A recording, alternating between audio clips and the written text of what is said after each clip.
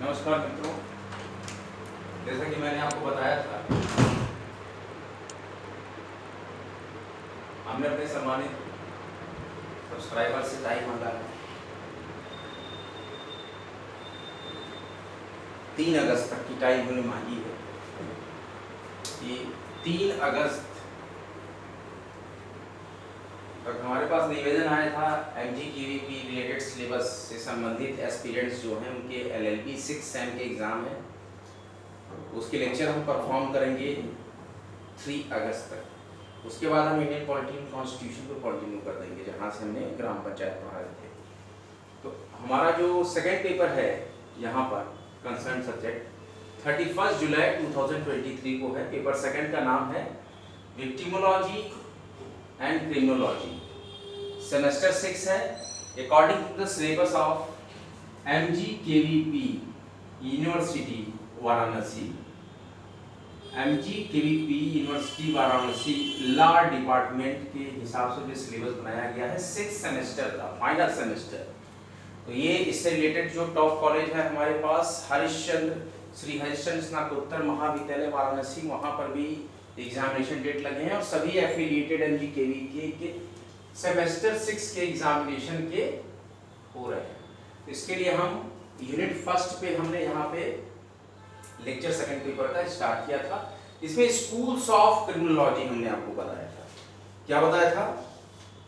Schools. देखिए, विचारधारा जो होती है, समाजशास्त्र में जिस चीज को हम विचारधारा बोलते हैं, हिंदी में हम इसको विचारधारा बोलते हैं, लॉ की भाषा में हम उसको जब इंग्लिश उसको ट्रांसलेट करते हैं तो एक यूनिक वर्ड हमारे पास आता है लॉ के फील्ड में।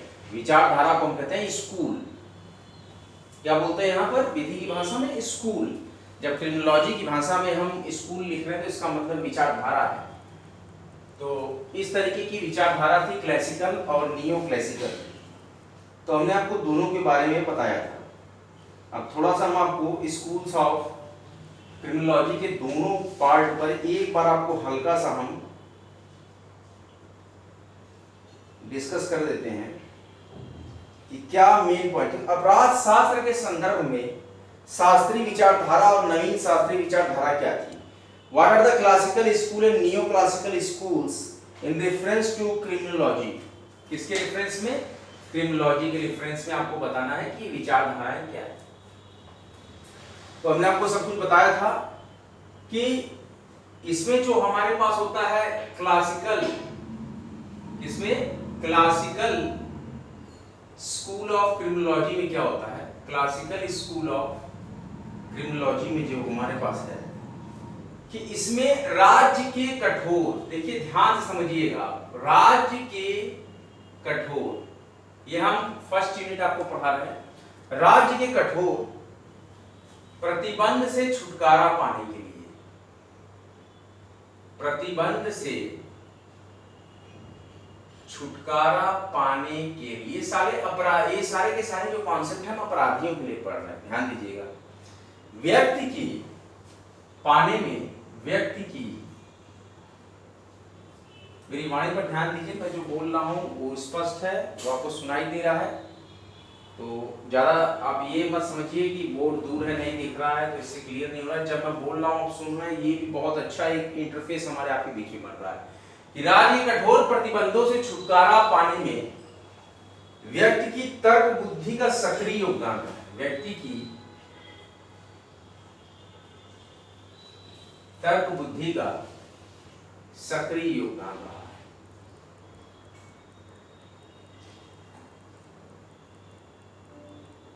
ये क्लासिकल स्कूल्स में हम आपको बता रहे हैं, इसके अंतर्गत इनकी विचारधाराओं में क्या कहा गया। अब इसमें जो हमारे पास और इंपॉर्टेंट पॉइंट्स निकल के आ रहे हैं, हालांकि हमने कल डिस्कस कर दिया, लेकिन और भी इंपॉर्टेंट पॉइंट्स को हम डिस्कस कर ले रहे हैं। और अपराधों की गंभीरता, अब इसके जो अनुयायी कौन कौन थे कि जो इसको सही मानते थे, जो लेकर चले क्लासिकल वे में इसको, आइडियोलॉजी को, तो अपराधों की गंभीरता की दृष्टि से पूरा अपराध पर रिसर्च किया था हमारे अपराध शास्त्रियों ने। अपराध पर जो रिसर्च कर रहे थे, जो स्कूल के प्रोफेसर थे, मतलब विचारधारा से संबंधित थे, जो अपने लॉज बनाते थे, नियम बताते थे, उनको निवारण का तरीका बताते थे, तो उनमें महत्वपूर्ण कि अपराधों की गंभीरता की दृष्टि से बकारिया एक थे हमारे पास, फेमस, उसको सोशोलॉजिस्ट समझिए, इकोनॉमिस्ट समझिए, जिसने रिसर्च किया था। तो उससे रिलेटेड जो हमारे पास थिंकर थे बकारिया, हमने आपको कल बताया था। तो अपराधों की गंभीरता की दृष्टि से बकारिया ने अपराधों को 3 श्रेणी में बांटा। कितने को? अपराधों को 3 श्रेणी में बांटा। ये क्लासिकल में हमने बताया है कि कौन कौन सी श्रेणियां, अब इसको समझ लीजिए, ये मेन इंपॉर्टेंट पॉइंट है। तो बकारिया जी ने कहा था पहली श्रेणी कि राज्य के विरुद्ध अपराध जो करते हैं, क्या होते हैं?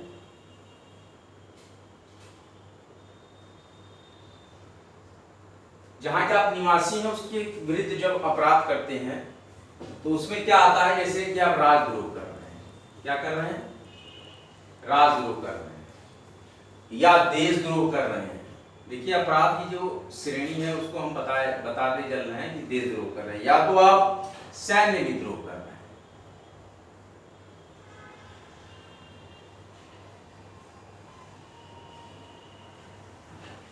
पहली श्रेणी ये हो गई बकारिया महोदय के हिसाब से, ये हम क्लासिकल में पढ़ रहे हैं, क्लासिकल स्कूल। दूसरी जो उन्होंने बताई कि शारीरिक सुरक्षा और संपत्ति को, इसको शारीरिक सुरक्षा व संपत्ति की सुरक्षा के विरुद्ध अपराध। इसमें कौन कौन से अपराध है, जैसे कि एग्जांपल में हम बताएं कि हमला हो गया, चोट हो गया, चोरी हो गई, डकैती हो गई, etc। और तीसरा जो बताया था बकारिया महोदय ने अपराधों की गंभीरता की दृष्टि क्लासिकल में, तीसरा इन्होंने बताया है कि सामाजिक शांति भंग करता है अपराधी। क्या? सामाजिक शांति भंग करने संबंधी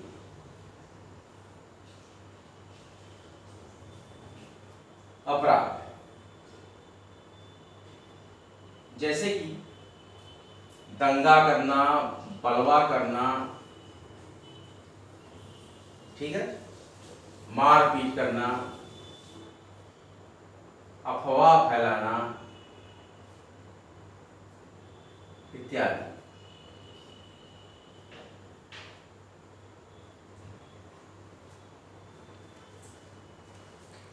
और क्या माना इन्होंने, निष्कर्षतः माना क्या?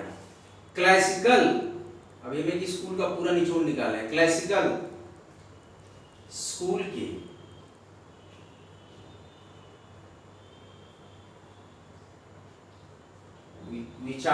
प्रवर्तकों ने, प्रवर्तक बोलते हैं, जैसे यहाँ पर थे बकारिया, वो प्रवर्तक माने जाएंगे। क्लासिकल स्कूल के प्रवर्तकों का मानना था, अब देखिए यहाँ का निचोड़ धारणा आ रही है कि क्या कहना चाह रहे थे ये क्लासिकल स्कूल ऑफ क्रिमिनोलॉजी में, कि इनका मानना था इनके प्रवर्तकों का आपराधिक विधि का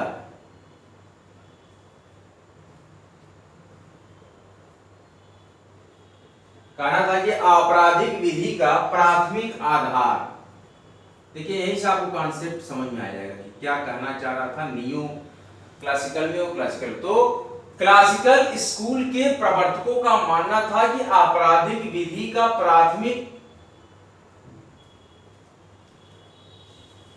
आधार दंड का भय। क्या है? मतलब भयाक्रांत कर दंड का भय, उसको डर होगा कि हमें दंड मिलेगा।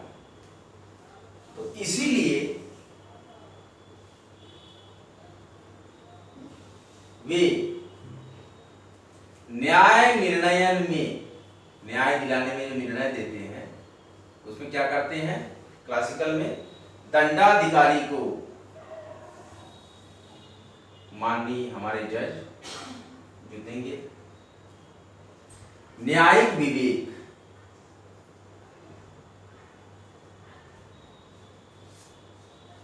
दिए जाने के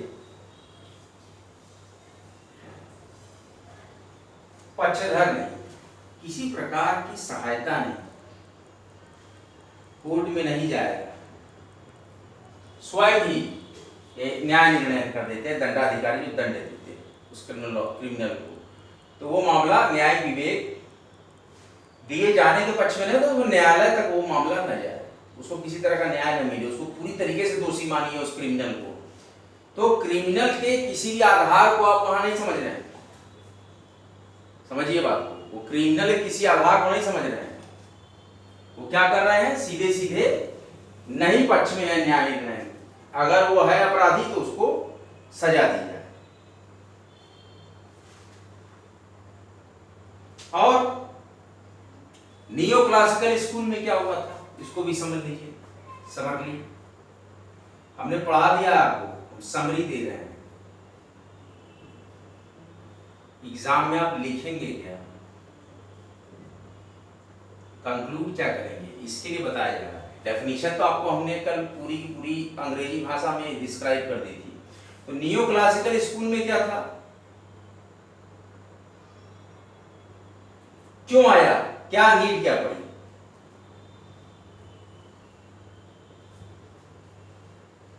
कि क्लासिकल विचारधारा में क्या हुआ था, ध्यान दीजिए, क्लासिकल स्कूल में क्यों विफल रहा क्लासिकल स्कूल, क्लासिकल स्कूल में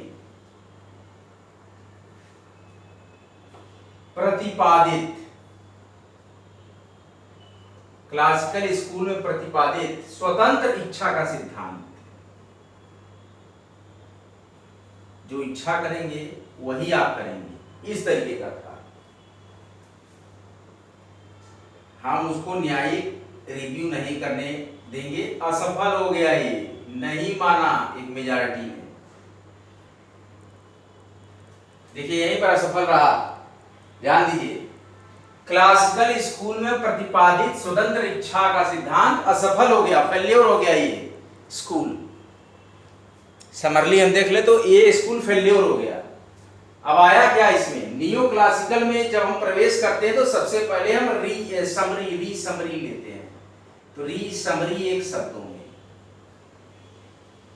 क्या थी, असफलता, देखिए असफलता, क्लासिकल स्कूल की असफलता और नियो क्लासिकल की नीड, यहीं पर उत्पन्न हो जाता है नियो क्लासिकल स्कूल। आइए नियो क्लासिकल स्कूल के बारे में थोड़ा सा आपको बताते हैं, ये यूनिट का 1 का बहुत ही बेहतरीन क्वेश्चन है,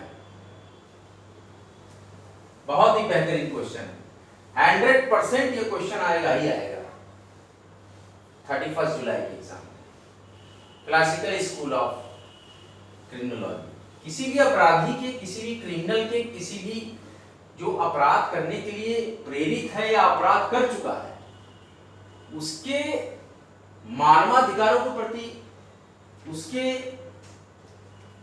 अवस्थाधिकारों के प्रति, उसके लिंगाधिकारों के प्रति, उसके शारीरिक और सामंजस्यिक और मस्तिष्कीय अवस्था को देखते हुए ही जो निर्णय आएगा वही सर्वव्यापक और सर्वम्यान होगा। इसके लिए हमारे यहां पर neo classical school of, neo classical school of criminology की नीड यहां पर need of neo classical school of criminology, नवीन शास्त्रीय विचारधारा। ये स्कूल जो हमारा है, ये हिंदी में इसको विचारधारा बोलते हैं। क्रिमिनोलॉजी के जो स्कूल्स हैं, जो अपराध शास्त्र के विचारधाराएं हैं, उनमें दूसरा बड़ा ही महत्वपूर्ण विचारधारा हमको जो सिलेबस में यहाँ करना है, neo classical school of criminology. वो असफल रहा क्लासिकल स्कूल ऑफ क्रिमिनोलॉजी, तो सेकंड जो हमारे पास था neo classical school of criminology, इसको हमने ब्रीफली इसकी डेफिनेशन को हमने समझा था, लेकिन अंग्रेजी भाषा में। आइए पूर्णतः हिंदी भाषा में भी आपको समझाते हैं कि क्या था। अब क्यों नीड हुई ये हमने बता दिया है, लेकिन क्या है ये, आखिर नियो क्लासिकल विचारधारा है क्या कि परिस्थिति, situation. Neo classical school of criminology says that परिस्थिति तथा अपराध की, परिस्थिति तथा अपराध की गंभीरता, क्या था न्यू स्कूल ऑफ क्रिमिनोलॉजी में कि परिस्थिति तथा अपराध की गंभीरता के अनुसार क्या कहते थे इस विचारधारा में, इस स्कूल में क्या पढ़ाई की है। एक तरह से अगर आप समझे सिंपल लैंग्वेज में तो ये स्कूल क्या बताता है कि परिस्थिति, सिचुएशन और अपराध की गंभीरता, सीरियसनेस ऑफ क्राइम, परिस्थिति और अपराध की गंभीरता के अनुसार दंड दिए जाए, दंड दिए जाने, दंड दिए जाने। अब देखिए बहुत अच्छी बात कही यहां पर प्रवर्तकों ने नियो क्लासिकल क्रिमिनोलॉजी को कि परिस्थिति और अपराध की गंभीरता के अनुसार दंड दिए जाने की ओर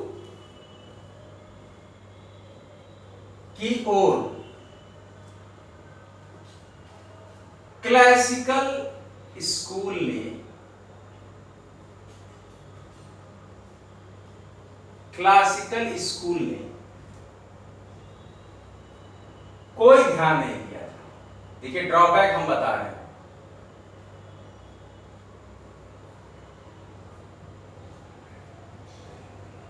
क्या ड्रॉबैक है क्लासिकल स्कूल्स ऑफ क्रिमिनोलॉजी का कि ये सिचुएशन और सीरियसनेस ऑफ क्राइम के हिसाब से इन्होंने दंड नहीं दिया, ऐसा कोई ध्यान नहीं दिया। लेकिन neo classical school of sociology कहता है, क्रिमिनोलॉजी कहता है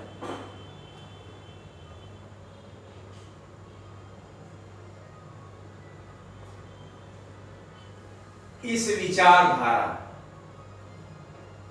किस विचारधारा की बात कर रहे हैं, क्लासिकल स्कूल की विचारधारा, इस विचारधारा की आलोचना मतलब बुराई, नेग्लिजेंस करते हैं, नहीं मानते हैं इनको, तो इस विचारधारा ने क्लासिकल स्कूल की विचारधारा की आलोचना करने वाले, देखिए कहां से इसका उद्भव हुआ कि क्लासिकल स्कूल की आलोचना करने वाले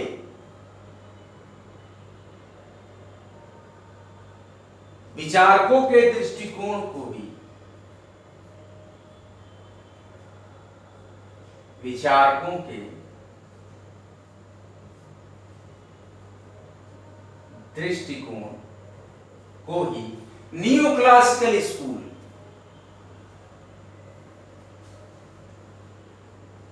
नियो क्लासिकल स्कूल कहा गया। देखिए डेफिनेशन आ गई, बहुत ही क्लियर, वाइस वर्सा कंडीशन हो गई। आपने कहा कि हम परिस्थिति और अपराध की गंभीरता को नहीं देखते हैं दंड के समय, लेकिन नियो क्लासिकल क्या करेंगे, neo classical school of criminology determine for and discuss for and what's the effect for the situation and the seriousness of crime जब कि हम दंड देने चलेंगे। तो यहां से उदय हुआ neo classical school of criminology की डेफिनेशन का। इन्होंने कहा, नियो क्लासिकल ने क्या कहा आप समझिए यहां पे, अवयस्क, जो वयस्क ना हो, मूढ़, जिनका दिमाग कम काम करता हो, पागल, जिनका दिमाग उसके वश में ना हो, और अक्षम, जो शरीर से या किसी भी ज्ञानेंद्रिय विकारों से पीड़ित हो, क्षमता नहीं उसके अंदर कार्य करने की, वो समझने की, तो क्या क्या कैटेगरी आया इसमें? नियो क्लासिकल स्कूल ने क्या क्या बताया कि अवयस्क हो, मूढ़ हो, पागल हो या अक्षम आदि की श्रेणी में आने वाले, इसी तरह की विकारों की श्रेणी में आने वाले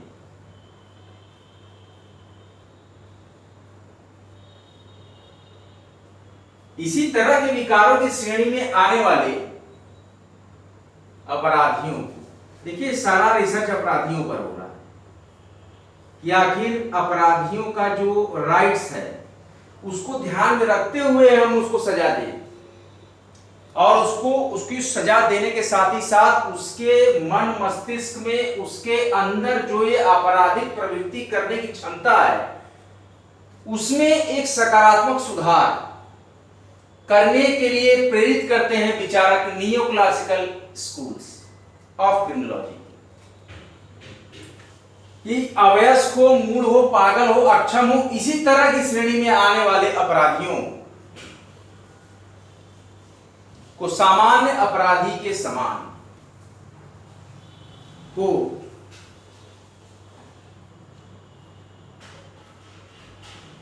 सामान्य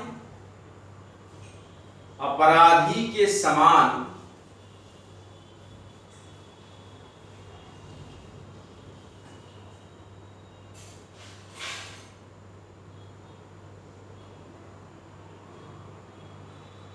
दंड दिया जाना,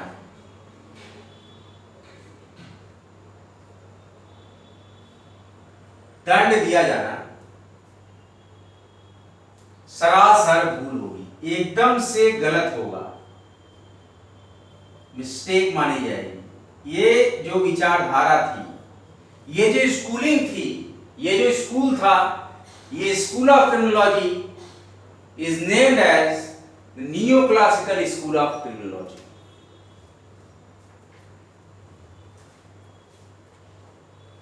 What we can found from this definition, कहने का मतलब है कि किसी भी समस्या का हल, किसी भी अपराध का हल केवल अपराधी का सर कलम कर देने से, केवल अपराधी का दमन कर देने से, केवल अपराधी को खत्म कर देने से, केवल अपराधी को पीड़ा देने से और केवल अपराधी को मानसिक व शारीरिक कष्ट देने से ही पूर्ण नहीं होता, अपितु उस अपराधी के अंदर, उस क्रिमिनल के अंदर एक मानवता के गुणों का संचार करना, उसके मस्तिष्की, उसके शारीरिक अवस्था और उसके जेंडर के हिसाब से उसको इस तरीके से सुधारने का प्रयास किया जाए, यही मानवता है। इसलिए न्यू क्लासिकल स्कूल्स के जो थिंकर्स थे, इन्होंने क्रिमिनोलॉजी पे एक डीप रिसर्च करके नेगलेक्ट किया स्कूल ऑफ क्लासिकल को और एक नया कॉन्सेप्ट यहां पर रीजनरेट करके इन्होंने neo classical schools of criminology का गठन किया। इसमें कहा गया कि अवयस्क, मूढ़, पागल, अक्षम, इसी तरह की श्रेणी में आने वाले अपराधियों को सामान्य अपराधी के समान दंड दिया जाना सरासर गलत है।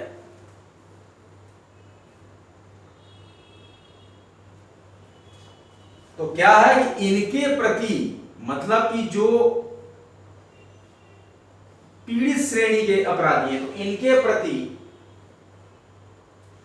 दंड की उदार नीति, जो कि हम अभी डिस्कस किए आपसे, दंड की उदार नीति, सजा की एक दयापूर्ण नीति, उदारतापूर्ण नीति अपनाया जाना आवश्यक है।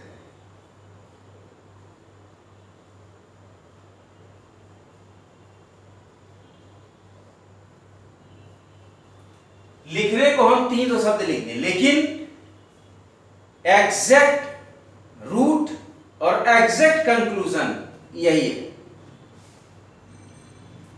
कि neo school of criminology says that कि अवयस्क हो, मूढ़ हो, पागल हो, अक्षम हो, इसी तरह की श्रेणी में आने वाला अपराधी हो, तो इसको एक इन जनरल जो सामान्य अपराधी होता है उसके समान, उसके बराबर दंड नहीं दिया जाना चाहिए। ऐसा दंडित करना एक बहुत बड़ी मिस्टेक होगी और ऐसे आदि श्रेणी आने वाले अपराधियों के प्रति दंड की उदार नीति, मतलब सजा की एक उदारतापूर्ण नीति अपनाई जानी चाहिए। यही हमारे नियो क्लासिकल स्कूल्स के प्रवर्तकों ने कहा, यही सार है neo classical school of criminology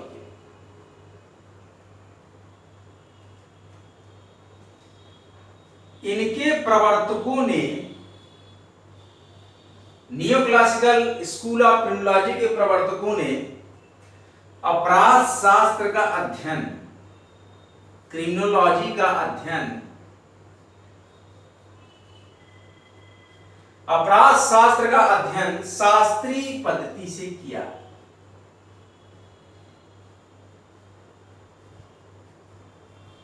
यानी कि पहले क्रिमिनल क्लासिकल स्कूल से किए जाने पर बल देते हुए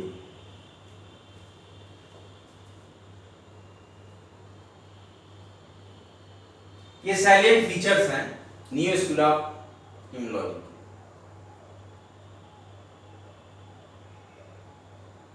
ये सिद्धांत प्रतिपादित किया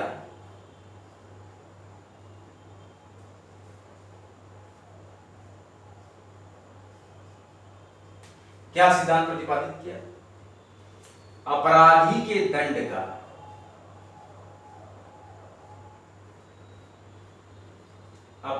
के दंड का निर्धारण करते समय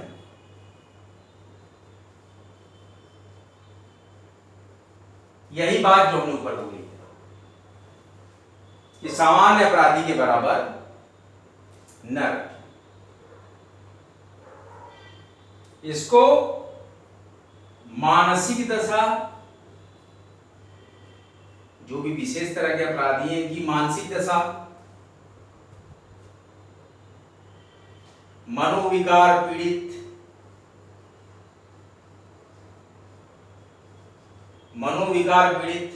ये अपराधियों के साथ जो दशाएं हैं, अपराध की गुरुता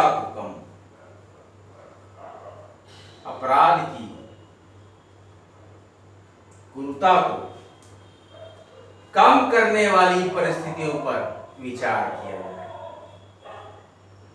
गुरुता का मतलब होता है ग्रेविटी का मतलब आकर्षण, यानी भारी मात्रा में, यानी ज्यादा दबाव का अपराध नहीं। अपराध की जो गुरुता है उसको कम करने वाला, उसको कम करने का प्रयास करिए। परिस्थितियों को विचार में लाना आवश्यक है। ऐसी परिस्थितियों को जनक कीजिए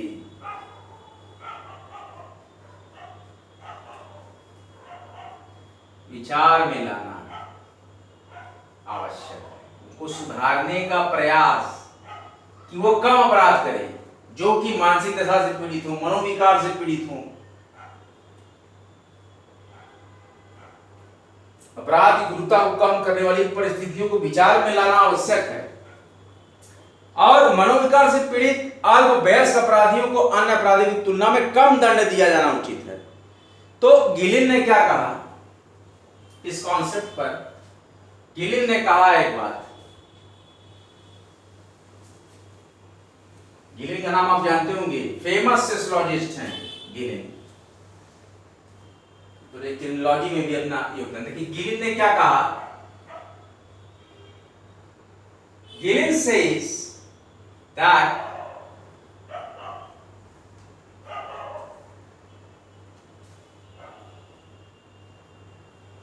नियोक्लासिकल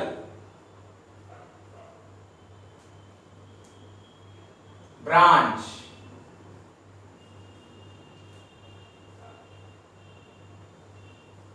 का उद्भव मतलब प्रकट करना, अस्तित्व में लाना, वस्तुतः, ये लिखने का तरीका हिंदी में वस्तुतः क्लासिकल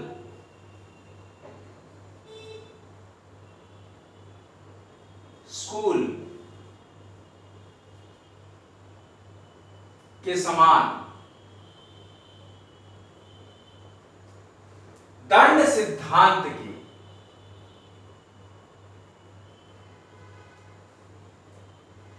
विरोध स्वरूप ही हुआ था।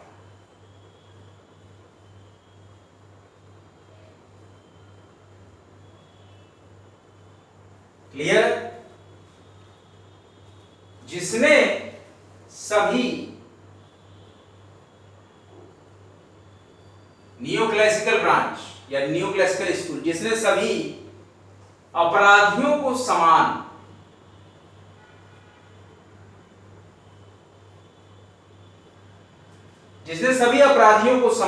अपराध के लिए एक साधन है, समान अपराध के लिए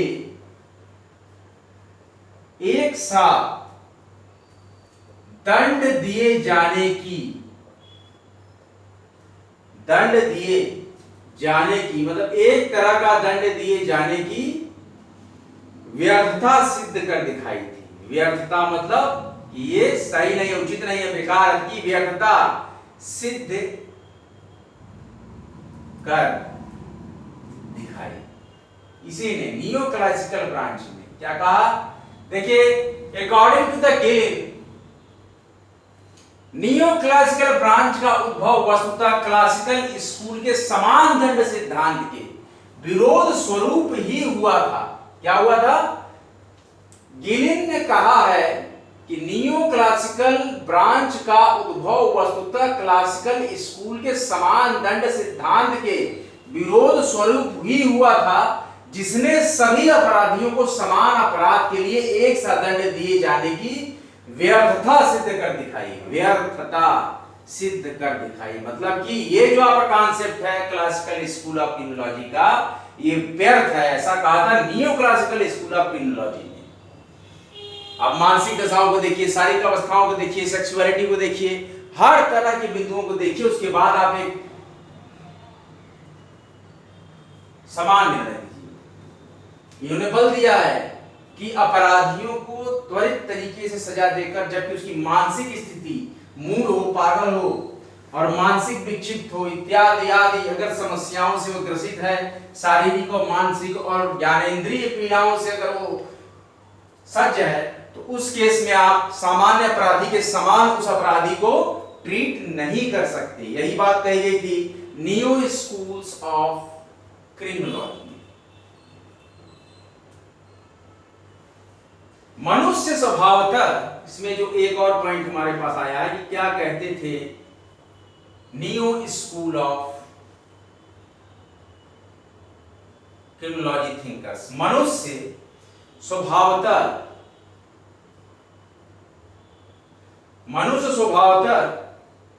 विवेकशील एवं आत्म संयमी प्राणी है।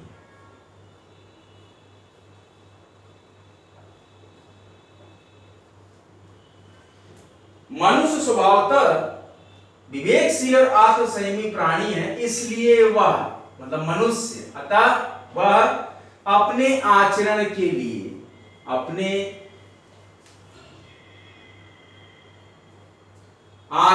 लिए जो व्यवहार आप करते हैं स्वयं जिम्मेदार होता है, खुद ही जिम्मेदार होता है। उसको पता है कि हम गलती कर रहे हैं।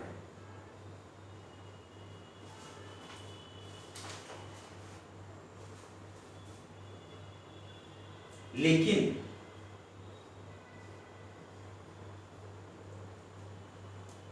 इनमें कुछ ऐसे निर्बुद्धि व्यक्तियों की बात हो रही है, इनमें कुछ ऐसे निर्बुद्धि अथवा मानसिक विकृति के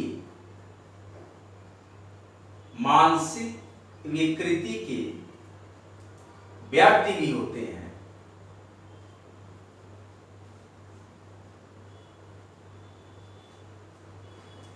जो अपने कृत्य के अच्छे बुरे जो वो करते हैं कर्म, उसको कृत्य बोलते हैं, तो कृत्य के अच्छे और गलत बुरे परिणामों के बारे में, क्या रिजल्ट होना चाहिए उसके बारे में नहीं सोचते, परिणामों के बारे में सोचने की क्षमता नहीं रखते।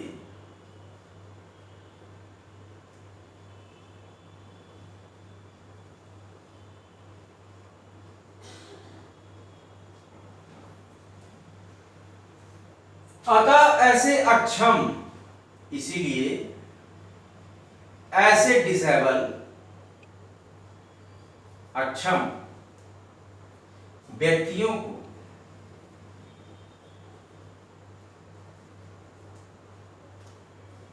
अपराध के लिए दंडित करते समय, वही बात रिपीट हो रही है फिर जो मैं बता रहा हूं, अपराध के लिए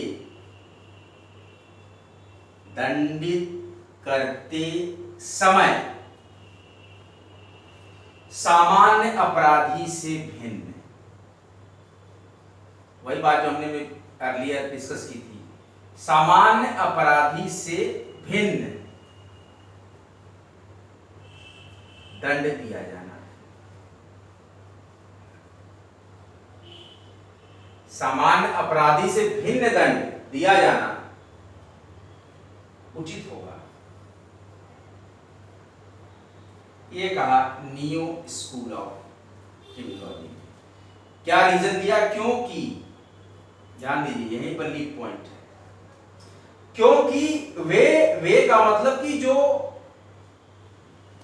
निर्बुद्धि या ऐसे मानसिक विकृति के व्यक्ति हैं, तो उनके लिए वे का इस्तेमाल हो, तो वे वस्तुतः अपनी मनोविकृति के कारण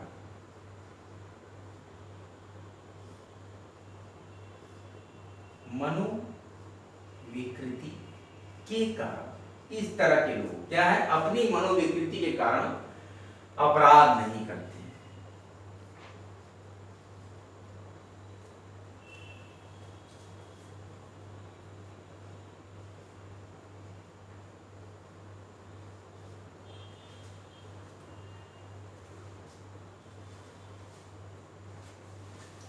गिलिन कहते हैं कि नियो क्लासिकल ब्रांच का उद्भव वस्तुतः क्लासिकल स्कूल के समान दंड सिद्धांत के विरोध स्वरूप ही हुआ था, और जिसने सभी अपराधियों को समान अपराध के लिए एक सा दंड दिए जाने की व्यर्थता सिद्ध कर दिखाई।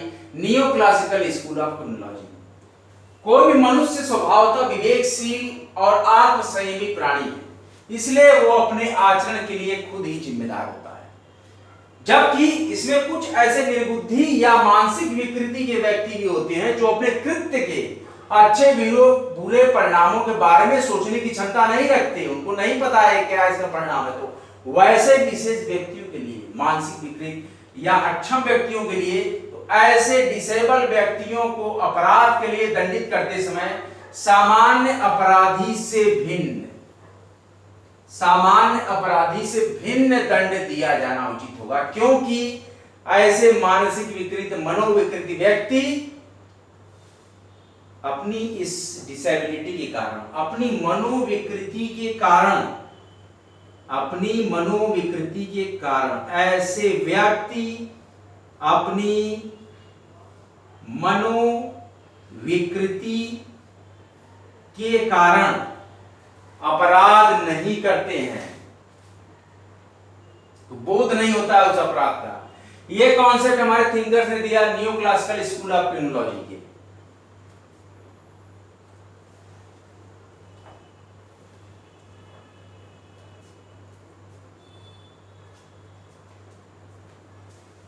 बहुत ही अच्छी डिस्कशन हम लोग की रही आज की, काफी अच्छा ये टॉपिक जो कि इजीली डील हो रहा है। I hope you all enjoy this victimology and criminology paper 2nd of MGKVP related syllabus. We have performed the lectures for LLB 6 SAM Unit 1st 2nd paper, which will held on 31st July 2023. Second paper SAM 6 Schools of Criminology. अपराध शास्त्र की विचारधारा।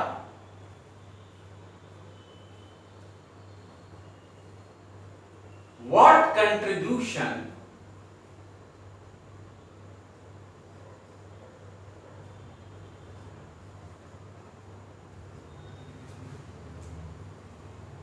of Lombroso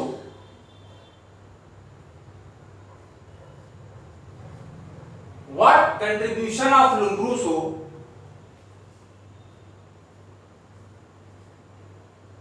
in positive school?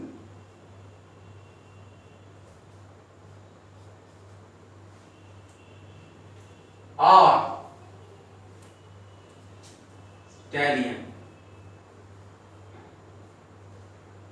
Italian school?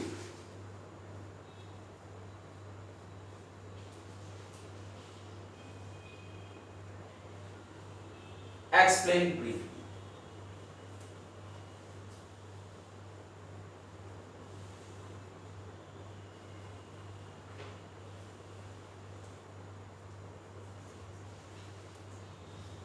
What contribution of Lombroso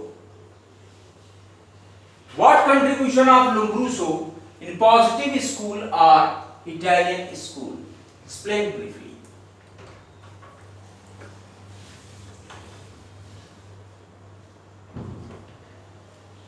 We should discuss this question tomorrow. आज का lecture आपको कैसा लगा लिखिएगा, बताइएगा. Study hard, get success. Study harder and harder and achieve your goal. सभी पढ़े. Free education worldwide. और हमारा मॉन्टो टैगलाइन है स्टडी से एक्शन तक. जो विद्यार्थी बराबर हमसे जुड़े हुए निराश न हो, हमारा favourite folder I polity in constitution, the complete gist or the crux or the juice of the NCERT of the I polity in constitution should continue from 4 August 2023. हम जो भी परफॉर्म कर रहे हैं यूनिट फर्स्ट, उसमें criminology के बारे में हम डिस्कस कर रहे हैं, क्योंकि महात्मा गांधी काशी विद्यापीठ यूनिवर्सिटी एवं श्री हरिश्चंद्र स्नातकोत्तर महाविद्यालय वाराणसी में के LLB 6 सेमेस्टर के छात्र के लिए और महात्मा गांधी काशी विद्यापीठ से संबंध सभी विधि के LLB के जो भी छात्र हमारे हैं जो कि अंतिम वर्ष के अंतिम सेमेस्टर में अध्ययनरत है, LLB 6 सैम इसके है यूनिट 1 था, सेकंड पेपर है criminology and victimology. Paper will held on 31 July 2023. Paper second, criminology and victimology. Now we have earlier discussed schools of criminology. An aspect of the yesterday lecture, we have easily explained the theory of classical school of criminology and neoclassical school of criminology. Now today's lecture, we have briefly explained the same topic which had discussed yesterday. Now tomorrow we will discuss the question, very important question of the new thinker, that what contribution of Lombroso in positive school or Italian school? Explain. आज के लिए बस इतना ही. जो भी नए विद्यार्थी हैं, नए स्टूडेंट एस्पिरेंट्स से कंप्यूटर्स हैं, तो कृपया चैनल को सब्सक्राइब कर दें. वीडियो अच्छा लगे वीडियो को लाइक करें, शेयर करें और सभी विधि के विद्यार्थी तक उसको पहुंचाएं. अगला लेक्चर लेकर आपके समक्ष बहुत ही जल्द प्रस्तुत होंगे. तब तक के लिए जय हिंद, जय भारत. वीडियो को लाइक करें, शेयर करें, कॉम्टेरिया यूट्यूब चैनल को सब्सक्राइब करें. स्टडी सिलेक्शन तक जय हिंद, जय भारत. सब्सक्राइब करते रहें.